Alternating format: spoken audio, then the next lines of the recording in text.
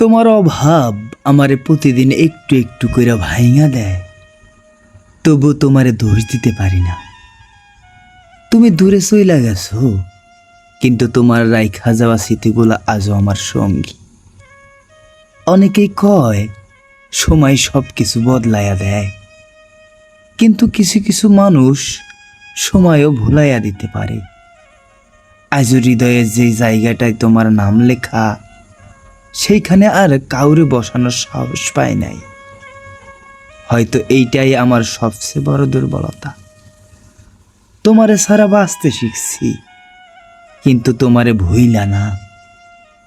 তুমি যেইখানেই থাকো ভালো থাইকো।